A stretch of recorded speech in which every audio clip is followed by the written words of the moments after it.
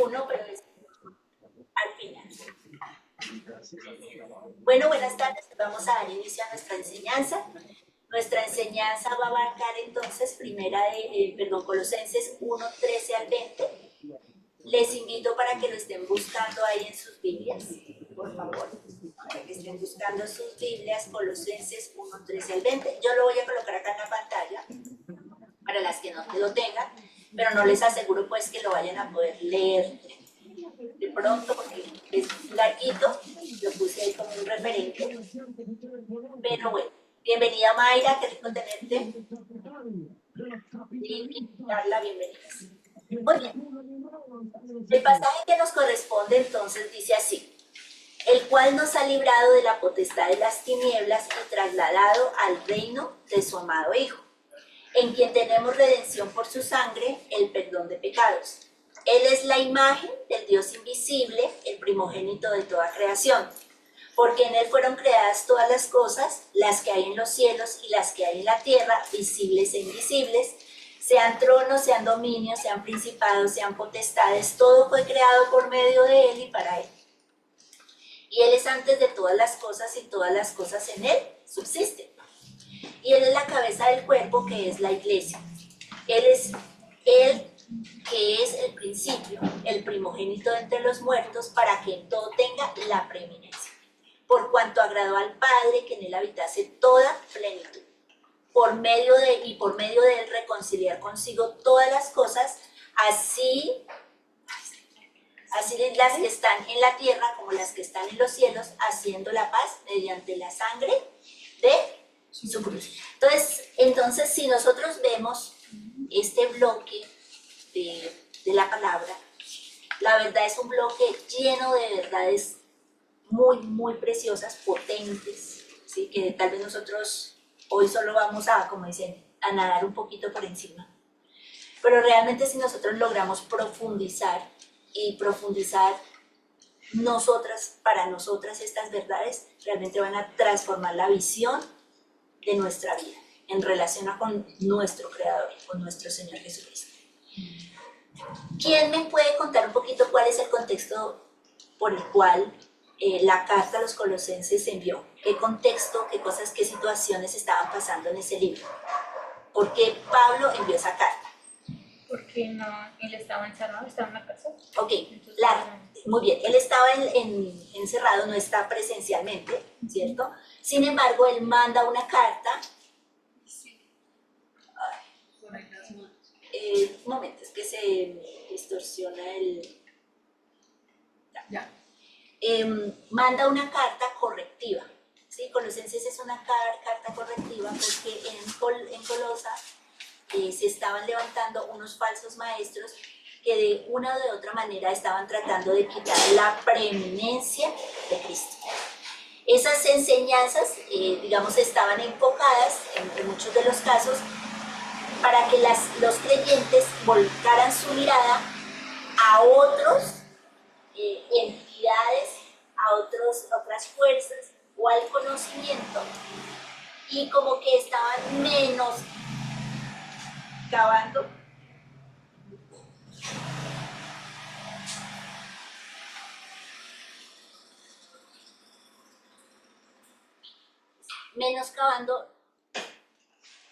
la deidad de Cristo y quién era Cristo, ¿sí?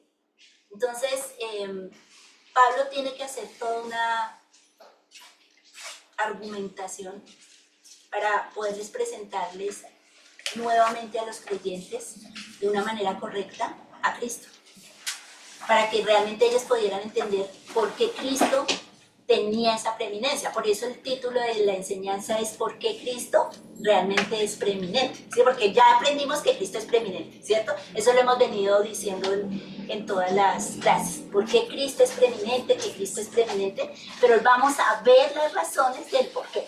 ¿Listo? Según ese pasaje de la Biblia que están viendo ahí. Entonces ustedes pueden hacer ese gráfico, que era el ejercicio que les envié. Y vamos a comenzar a ver que Cristo es preeminente para la salvación porque Él efectuó 4 acciones que solo Él podía hacer. Por eso está Hechos 4:12, para las que están estudiando, pues Hechos ya lo tienen en su mente, ¿cierto?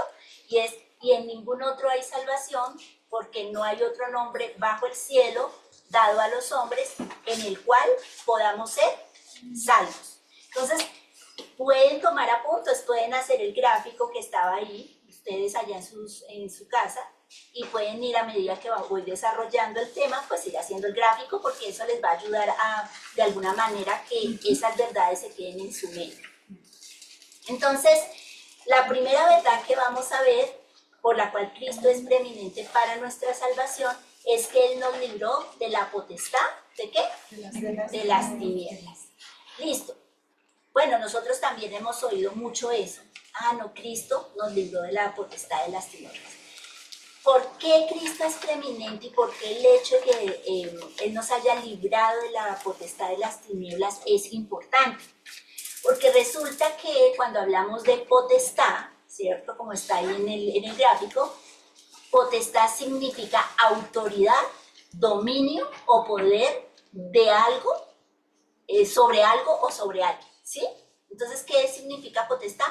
Significa autoridad, dominio o poder sobre algo o sobre alguien. Por eso hablamos de las potestades de las tinieblas, porque es algo que está sobre, por ejemplo, las potestades de las tinieblas están sobre los hijos que son del diablo. O sea, las personas que no conocen al Señor están bajo la potestad. O sea, Él está gobernándolas de alguna manera, tiene dominio sobre esas personas.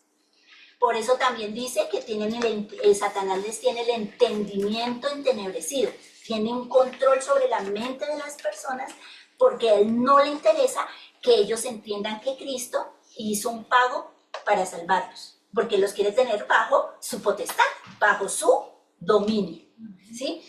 Pero cuando el apóstol Pablo está hablando que Él nos libró de las potestades de las tinieblas, y está hablando de que Él es preeminente por eso, es porque realmente lo que está demostrando es que no hay ninguna fuerza espiritual superior a Cristo, ¿sí? Ninguna potestad, nada maligno, nada de las tinieblas es superior ¿a quién? A Cristo.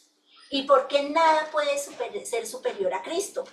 Lean ahí en Colosenses 1:16, que es el pasaje que estamos leyendo. ¿Qué dice Colosenses 1:16? Porque en él fueron creadas todas las cosas, las que hay en los cielos y las que hay en la tierra, visibles e invisibles, sean tronos, sean dominios, sean principados, sean potestades, todo fue creado por medio de Él y para Él. Muy bien.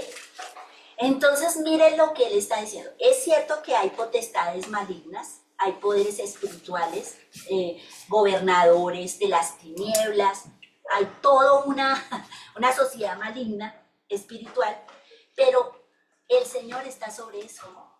Y Él nos ha librado de esa potestad de las tinieblas. Es decir, nosotros como hijos de Dios no debemos tenerle miedo a ninguna clase de potestad maligna, satánica, ninguna cosa espiritual mala.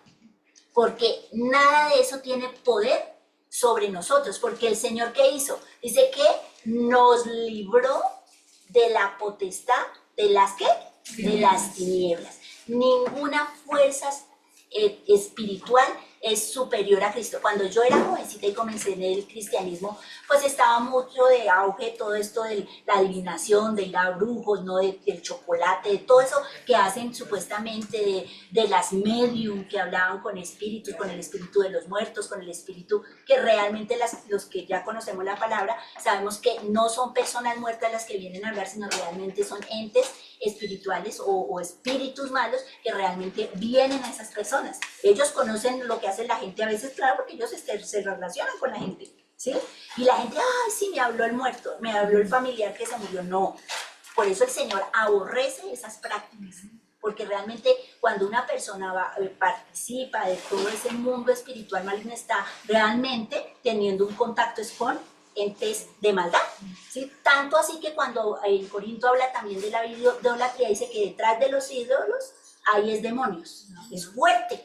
pero realmente todos los sistemas que están diseñados para sacar al Señor del panorama, para encontrar una respuesta fuera del Señor de esa parte espiritual, están realmente controlados y dirigidos por el maligno.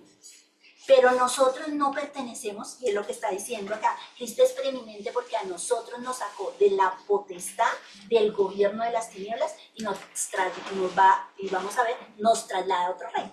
Entonces, no hay poder de las tinieblas a los cuales nosotros le tengamos que tener miedo. Primero porque dice que Él las creó.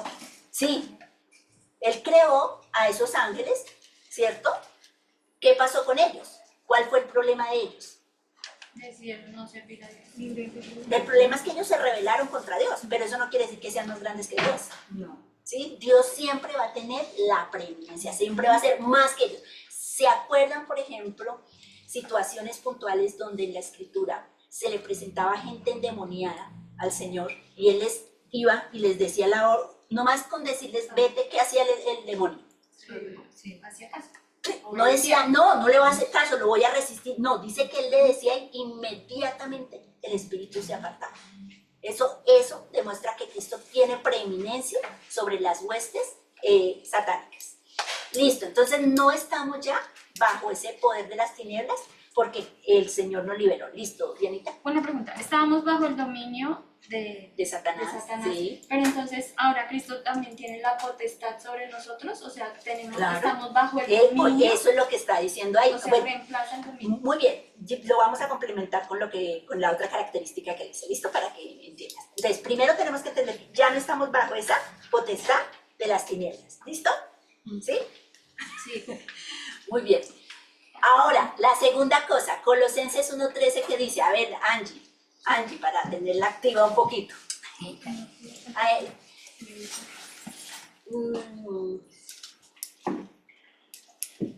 El cual nos ha librado de la potestad de las tinieblas y trasladó al reino de su amado Hijo. Ah, muy bien. O sea, sí nos liberó de eso, pero no nos dejó por ahí como sueltos, ¿cierto? Porque imagínate, seríamos otra vez blanco fácil para el enemigo. ¿Qué tal nos saquen, nos trasladen y nos dejen sueltos? Pues quedamos expuestos a unas fuerzas malignas, por así decirlo. El Señor nos traslada y dice que nos traslada ¿a dónde? Al reino de su amado Hijo. Miren que la comparación que hacen en este proceso de trasladar es el efecto o la acción que se hacía cuando se transportaban en la antigüedad, se transportaban los prisioneros, había una guerra, un rey tomaba a los prisioneros, los sacaba del lugar donde estaban, ¿cierto? Y los transportaban para su nación, que fue lo que pasó en Babilonia. ¿Se acuerdan? Que sacaron al pueblo de Israel y lo transportaron, lo movieron, literalmente movieron a toda la gente y se la llevaron ¿para dónde? Para Babilonia. Y el Señor está usando ese mismo cuadro. Él nos trasladó, nos transporta del reino de las tinieblas y nos trae al reino de su Hijo. Ahora, en el caso de cuando la gente o las naciones hacían eso, ellos trasladaban a la gente a su nación, ¿para qué?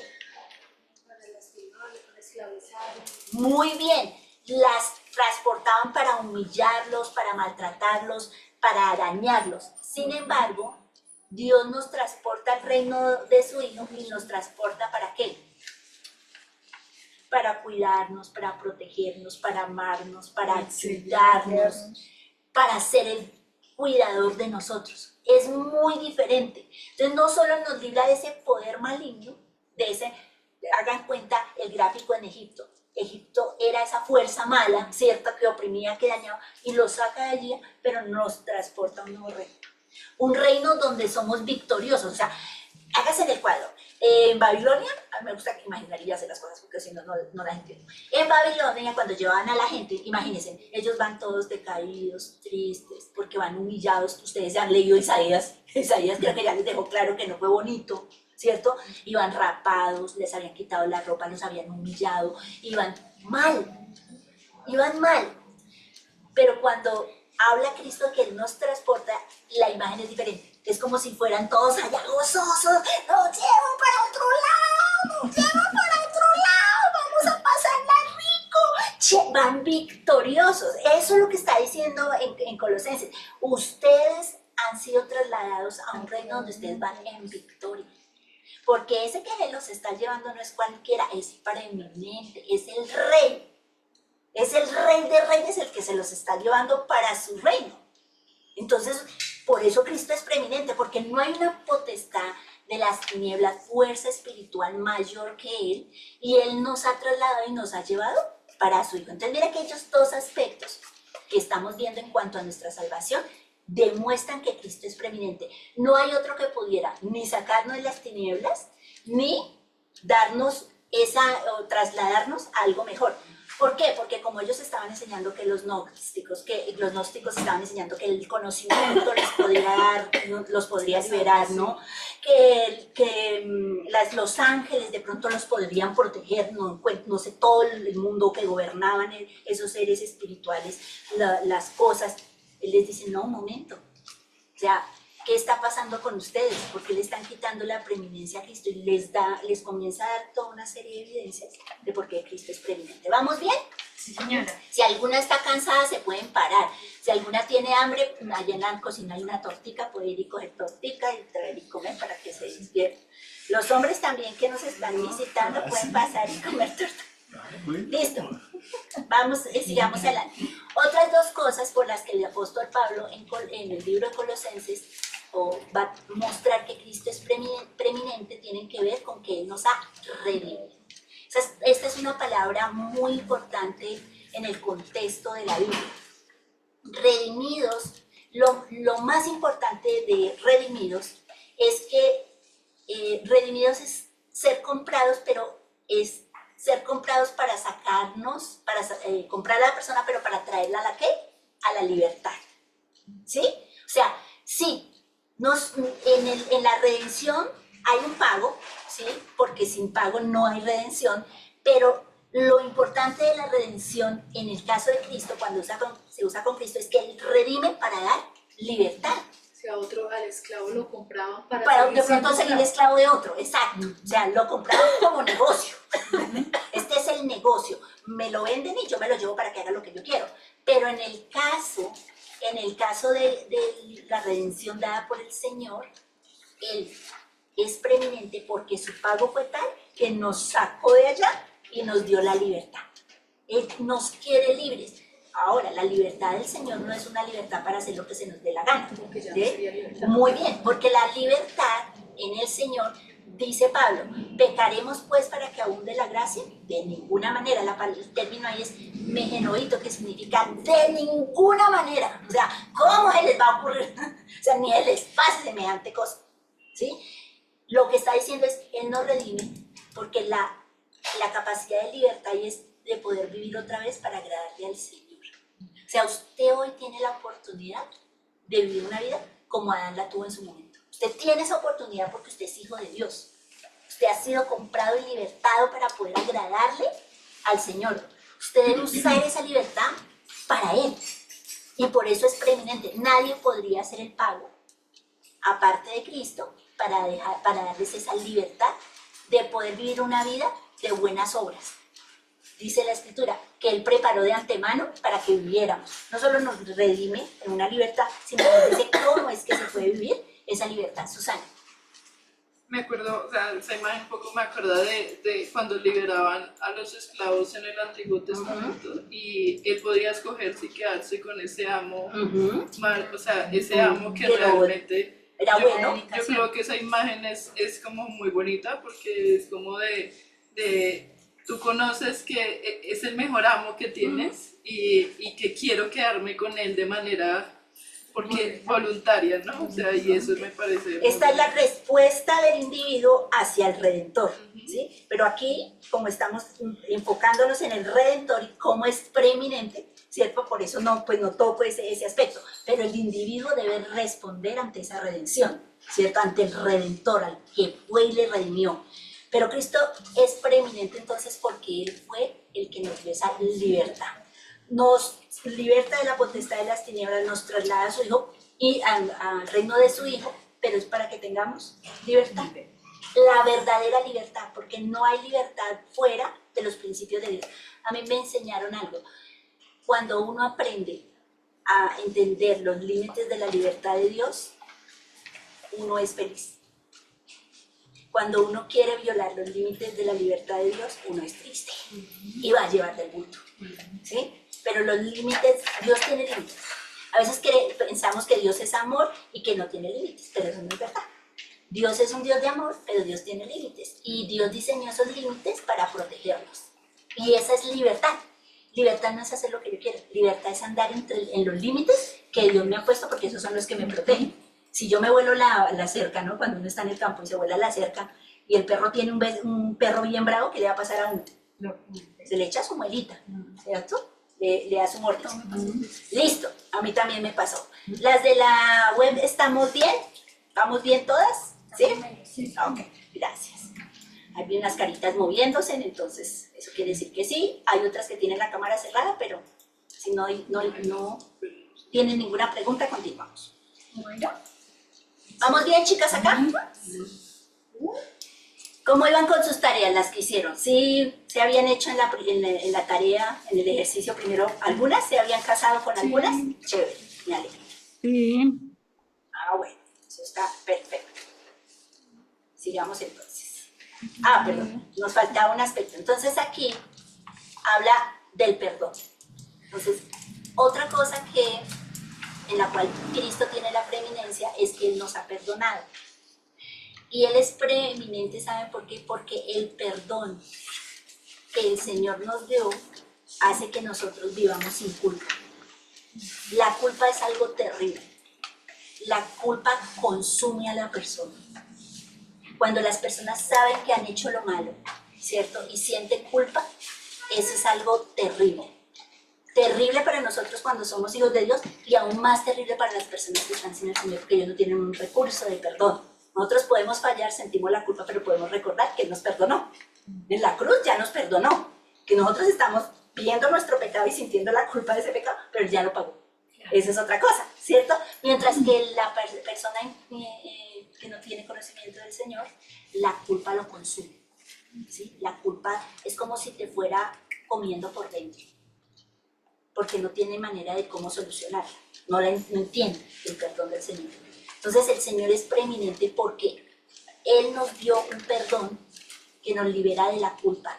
Nunca más nos recriminará por lo que hicimos, por lo que hacemos, ni por lo que haremos en contra de Él.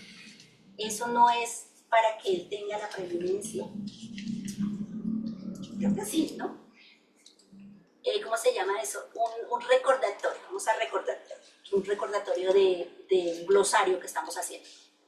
¿Quién de ustedes me dice qué quiere decir primogénito? Primero. Que no sea ni Jennifer, ni Susana, ni... O sea, el resto de las que están acá. ¿Qué es preeminente y qué es primogénito? Una que me dé la definición de esos dos términos, o cualquiera. Preeminente es estar sobre todo, Okay. porque se lo ganó todo. Okay. El primogénito es el primer hijo. El primer lugar de algo también. ¿Sí? Primogénito, el término primogénito, tiene una relación directa con tener un primer lugar sobre algo. Por eso hablamos de que los hijos primogénitos tenían un lugar importante en la familia, porque era el primer hijo, en un grado de honor importante dentro de la familia. Pero preeminente, ¿cierto? El término en cuanto a Cristo refleja la idea de que Cristo tiene una posición supremamente exaltada, superior a todo lo creado y que es digno de toda adoración y autoridad. Y con estos aspectos que hemos visto en cuanto la salvación, vemos que Él es preeminente. Porque esos falsos maestros estaban queriendo disminuir esa obra perfecta. O sea, si logran trastocar quién es Cristo, entonces el perdón, quién sabe si será perdón, ¿cierto? Quién sabe si nos ha librado la potestad de las tinieblas, quién sabe si nos ha trasladado al reino de su Hijo, quién sabe si Él tiene el poder para redimirnos. Entonces lo que están haciendo es corroyendo las bases de nuestra fe, que es Cristo. Muy sutil, porque la fe no va a cambiar, la obra del Señor no va a cambiar, pero el enemigo sí puede a través de esos falsos maestros comenzar a comer allá los fundamentos de nuestro entendimiento, ¿sí? No del Señor, sino de nuestro entendimiento. Yo no sé si algunos conocen el Comején. ¿Cómo es el Come, come el el de la canción. canción? El de la canción. A la canción sí se la sabe, pero al bichito si no lo conoce. ¿Qué hace el comején? Comer Como qué? dice comején. ¿Sí? No, no es así. No es un estudio gramatical muy profundo. Muy criollo. Bueno, el comején es un animalito que entra a la madera y se la come, ¿no? Cuando yo estaba entrenándome en el primer instituto misionero, entraban a mi habitación. Yo tenía una habitación de 4x4, de 2x2, eso era, las paredes eran como en el mismo material de las tejas, y teníamos ventanitas como en madera con un angelito para que no se entraran los zancudos, pero a mí se me entraban todos los bichos que ustedes quieran. Murciélagos, hormigas de las que cortaban la piel, unas hormigas grandísimas, unas hormigas chiquitas. No, a mí todo bicho. Y una noche, a mí me gustaba encerar, yo siempre he sido así tan cansona, y me gustaba encerar mi piso de cemento. Y se me entraron, no se imaginan cuántos bichitos de eso, eran miles de bichitos. Y ellos no son tan chiquiticos, son como una hormiguita. De las chiquiticas, pero ellas tienen alas. Sí. Y ellos entran, se despojan de las alas y se meten en la madera y le dejan a uno todas las alitas. Pero eso no es una ni dos alitas, eso son cientos de alitas, ¿sí? A lo que hoy es que es muy sutil, ¿no? Como ellas entran, pero el daño que ellos hacen en la madera es terrible, por eso la madera tiene que ser impermeable. Bueno, impermeabilizada no, sino sí, eso le echan las curten, ¿cierto? Para que los bichitos no puedan dañarla. Todas estas cosas que le quitan la preeminencia a Cristo en cuanto a su obra son terribles para nosotros, porque el efecto de no entender lo que Él ha hecho por nosotros y disminuirlo hace que vivamos unas vidas que realmente no tengan mucho propósito, ¿sí? Unas vidas que pierdan de calidez. Entonces ya hemos visto en ese primer cuadro por qué Cristo es preeminente en la salvación. Terminamos ya el estudio con los siguientes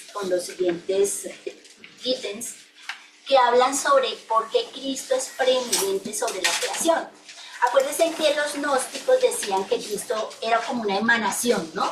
Digamos así, era como una herramienta que Dios había usado para que de alguna manera los hombres pudieran tener alguna clase de contacto con Dios, pero no que pudieran tener una relación profunda o un vínculo y que solucionara pues el problema del pecado, porque ellos a la vez habían exagerado el problema del pecado también. Estaban diciendo que el pecado contaminaba al individuo tanto que el cuerpo ya en sí era malo. Pero no afectaba al espíritu. Y que el espíritu se podía mantener puro, entonces usted podía hacer con su cuerpo lo que quisiera. O ya mantenerlo al extremo, que no hacer nada malo, o hacer todo lo malo y eso no afectaba. ¿Listo? Pero no querían reconocer que Cristo era superior. ¿En qué sentido? Primero, que Cristo existía antes de todo, ¿sí? Si Cristo existía antes de todo, entonces, si Cristo existía antes de todo, como lo dice Juan 1.27, alguien que me lea Juan 1.27.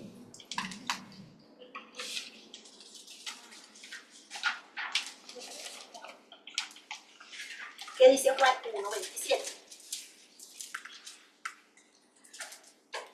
Este es el que viene después de mí, el que es antes de mí, del cual yo no soy digno de desatar la correa del calzado. Muy bien, Juan sí lo entendió claramente. Y nosotras que vamos a estudiar cronológico recordamos que cuando el Señor Jesús se presenta ante Juan, Juan manda esta frase increíble, ¿no? Él es el que era antes de mí, porque era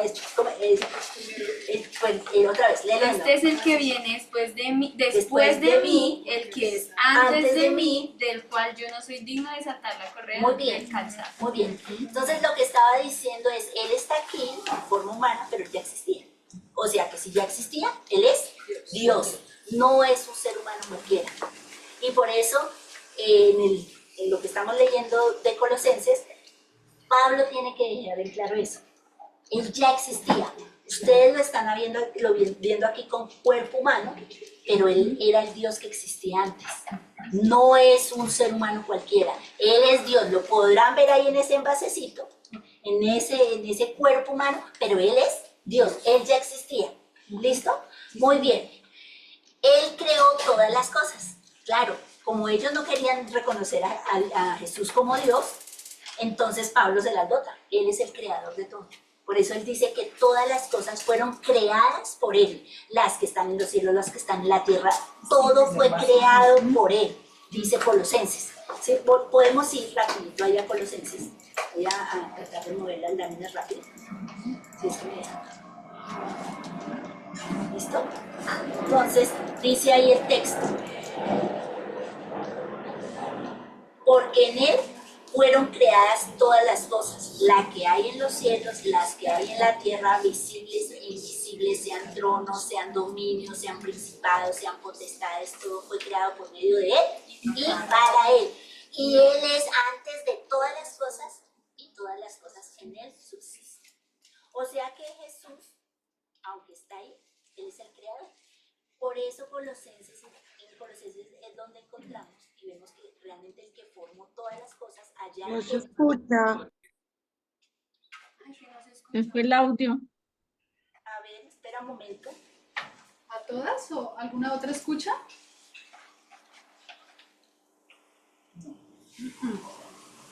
Aló, aló, aló.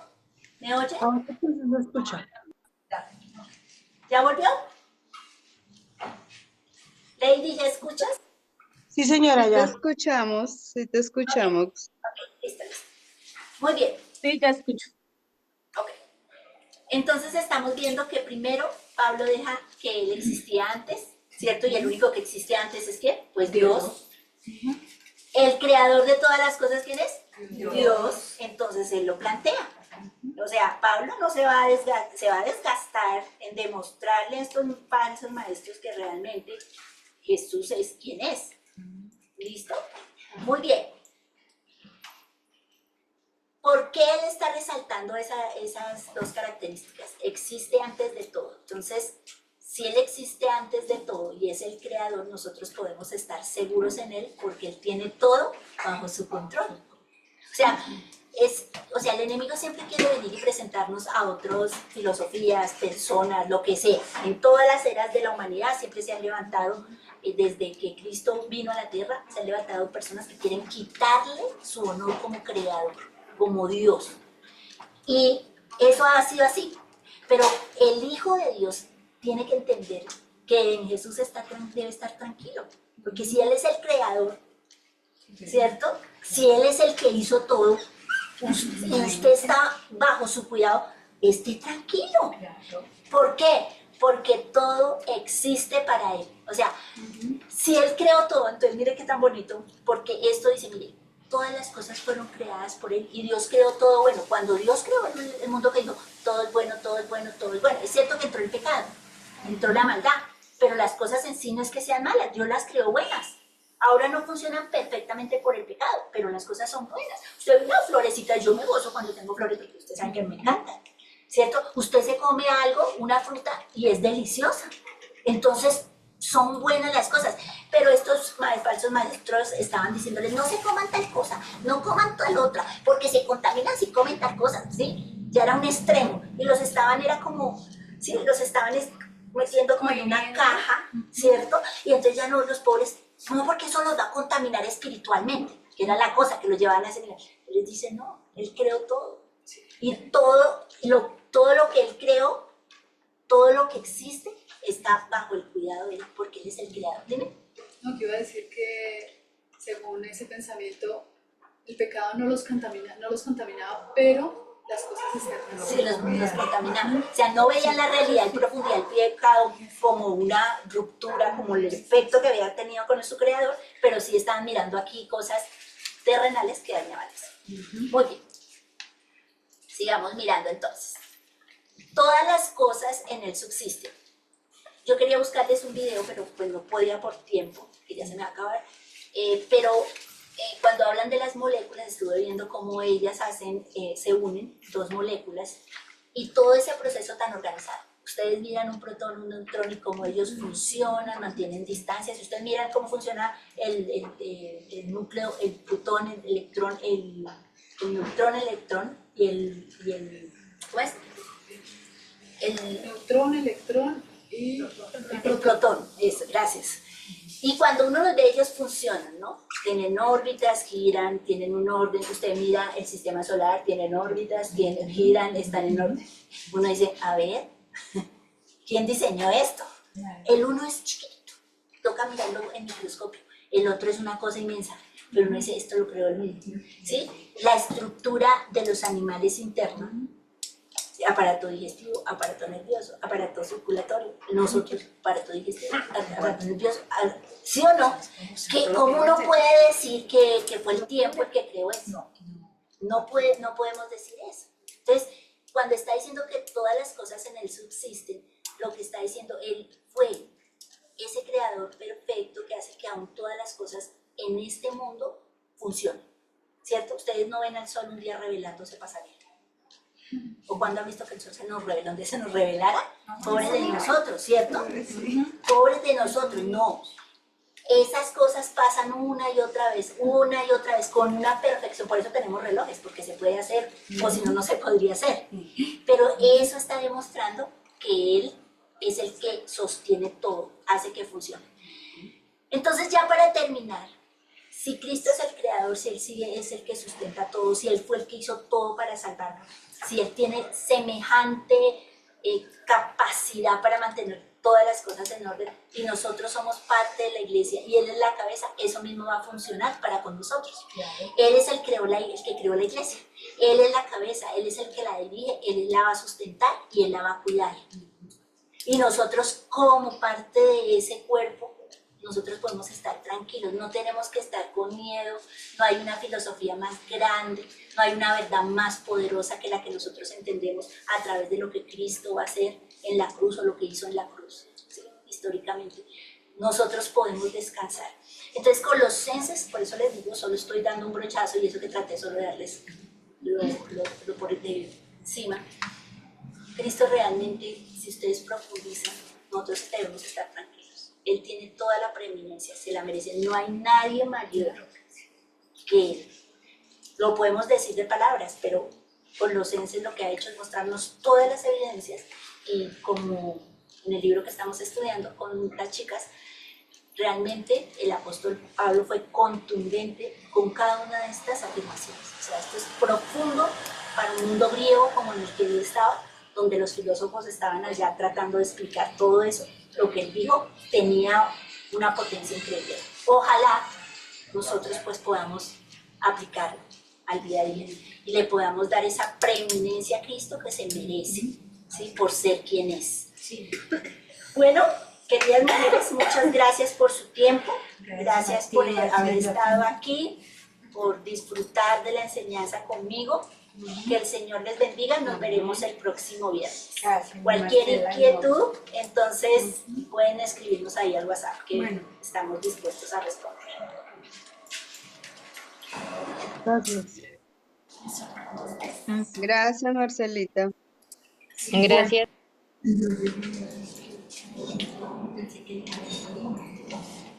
Chao, chao.